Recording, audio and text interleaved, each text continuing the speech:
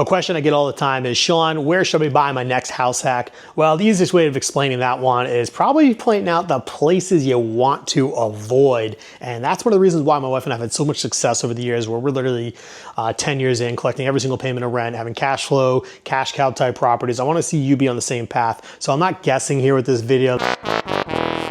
This is actually, there's a science to it. What the strategies I've been implementing, the strategies my clients have been implementing. I've closed on dozens upon dozens of multifamily and house hacking properties. I'm gonna be breaking them all down today for you, so you don't have to pay the stupid tax that other people are paying. Because I'll tell you this much, of the majority of properties out there on the market today, you should have no business buying. They make 0 cents. I don't know what people are doing, but they're probably running off things like live in one unit, rent out the other. And hey, that's a great idea, but that's not a strategy. Okay, so I want to be talking about strategy today so you can avoid paying the stupid tax that I had to pay originally. I want to put you on the fast track to buying the right property so you can be meeting your financial goals, leveraging house hacking and multifamily investing. So we're going to the properties you want to avoid in New Jersey for you house hackers. I'm going to start right off with single family.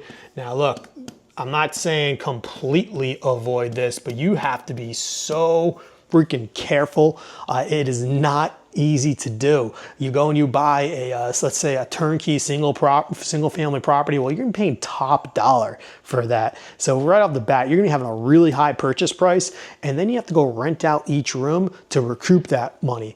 Not easy. So most of the time when you're finding a single family property, there needs to be some level of distress. Now, if it's too crazy of a distressed property, well, it might be a while before you rent out the rooms.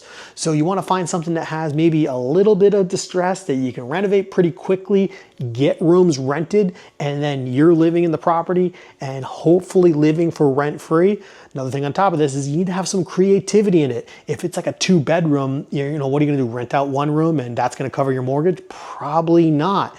You're gonna wanna live on the basement floor. Okay, that's probably not the best condition.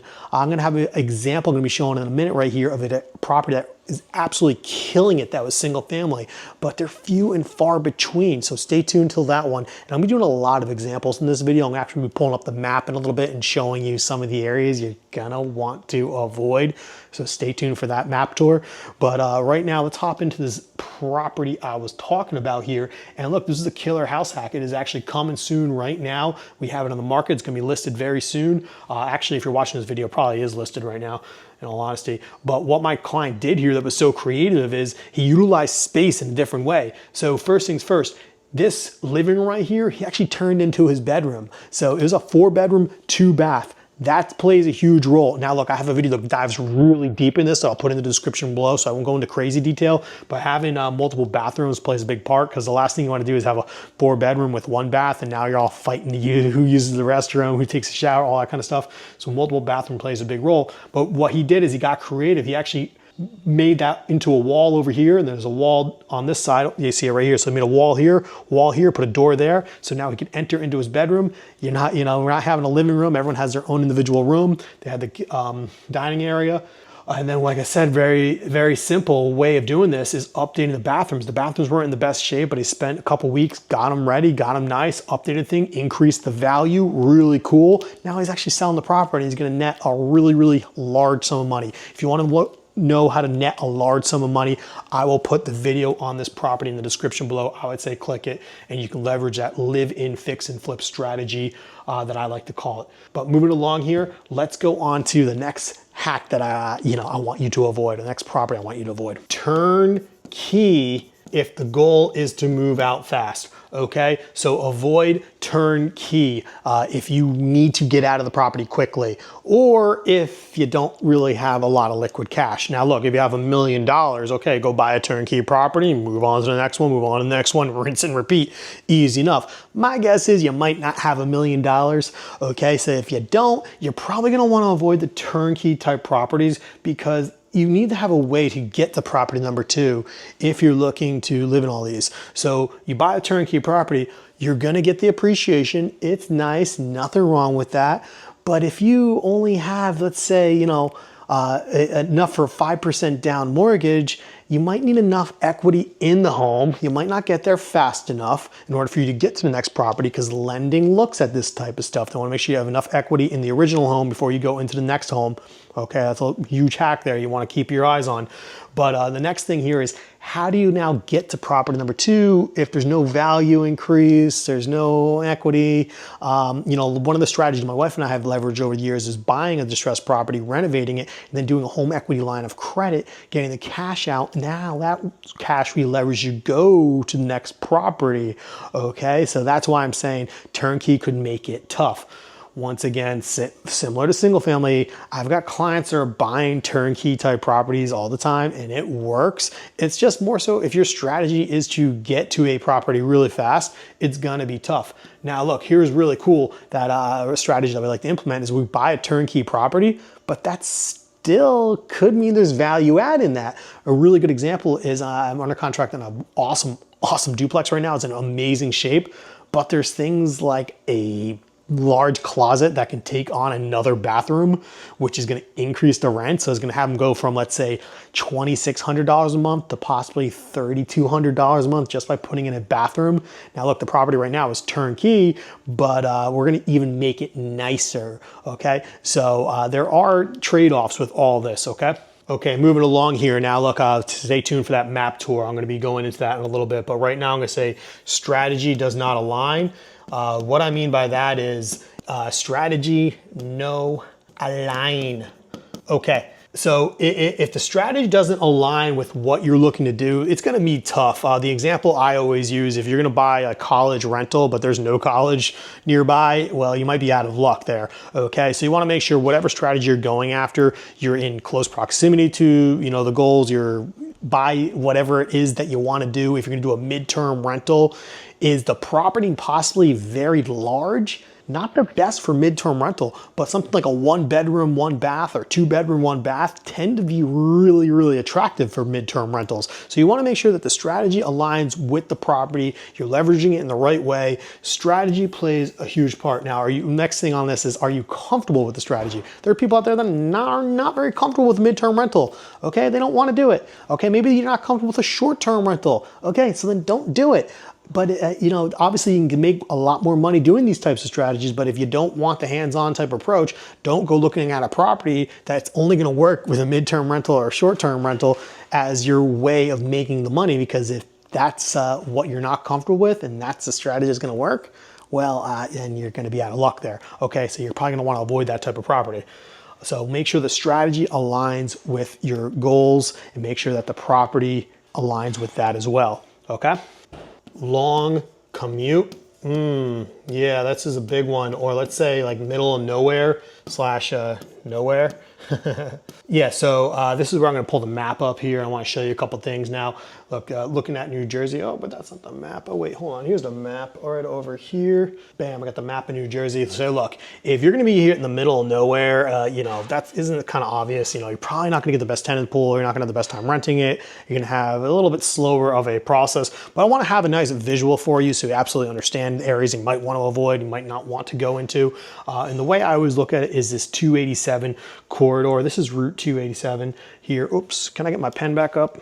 There we go, here's my pen. So this is a 287. See, what it does is it goes around New York City. All right, bam. And that's crucial because this is like a big ring around New York City. Well, at the end of the day, this is where the majority of businesses, things that are happening are. So I always say, you might want to be within the ring of 287. That being said, by all means, you still can find success outside the ring, but it might be a little more limited. You're probably not going to see the crazy rental appreciation that you're going to see inside the ring. You're probably not going to see the rental demand. But I got clients all over New Jersey, so do not sweat it. If you're looking to be a little bit more Western, not a big deal. It still works, but you want to be aware the proximity. Another thing with this is the train lines. So most of the train lines of commuting is going to be within this ring, but by all means, Denville still has a train station. Mount Olive actually has a train station, Hackettstown. So the train goes out to these locations. So the train is expanding, which is great, which means there are opportunities, places out here that you still see it. So I'm not saying you can't, I'm just saying you have to watch out, because at the end of the day, I don't want to see you in the middle of nowhere and you're wondering what's going on. There's a reason why the property might not be renting, and that's probably because there's not a crazy demand. So you want to avoid locations like this.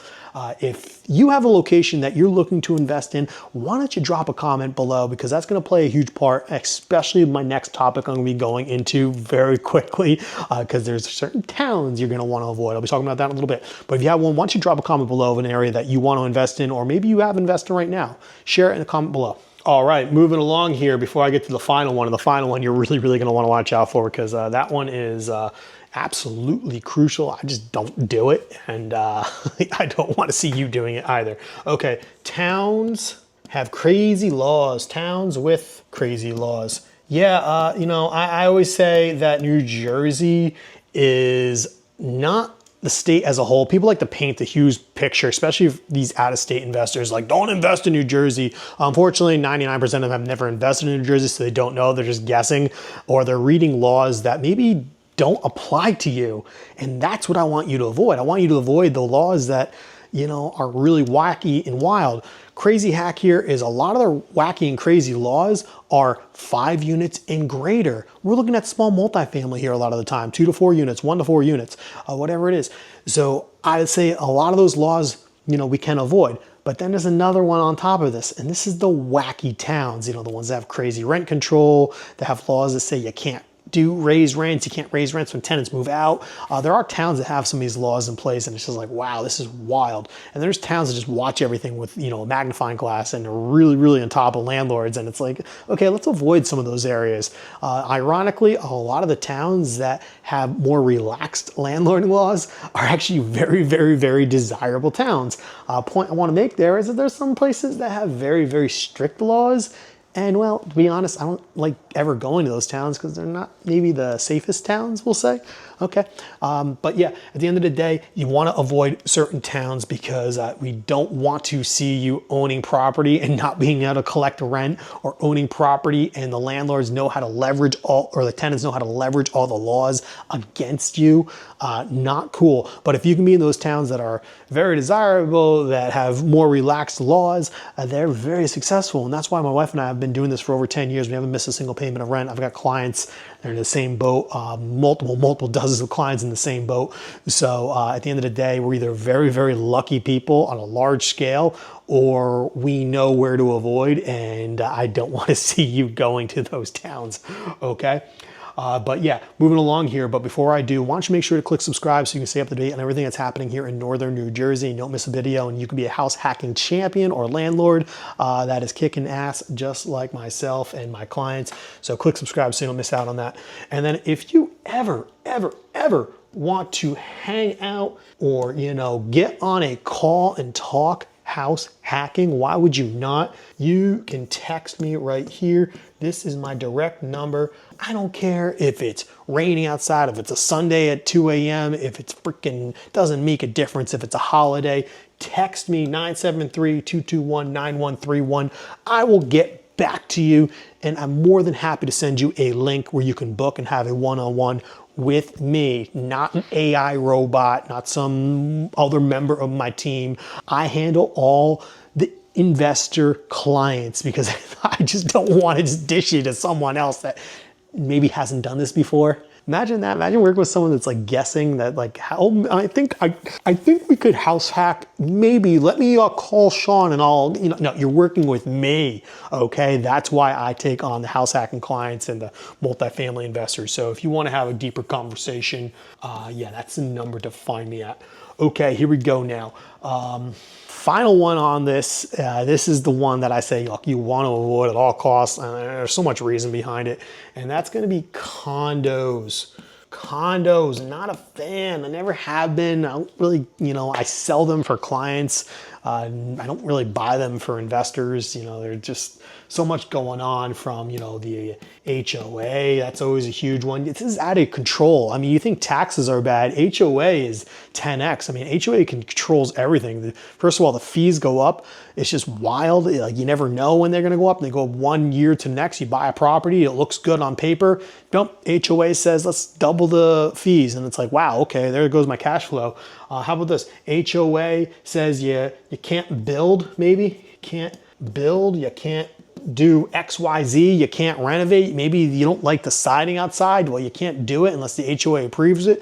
I mean, there's crazy things where like they're even trying to get into the condo. Like, hey, you can't have this type of furniture. I don't know, something wild. Man, that's a little extreme, but you know, you get the point here. There's so many things you can't do with the condos associations, and then obviously, you know, they're talking about that. It's just the fees. There's already going to be a lot of fees on top of it.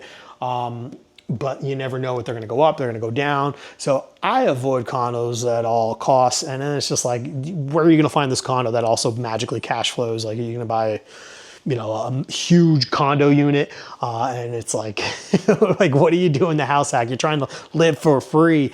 I don't want you to just buy a property just to own a property, and then, you know, you move out and you're paying $500, $1,000 a month because the tenant doesn't cover the mortgage. So that's something I want to see you avoid. I don't want to see you in that position.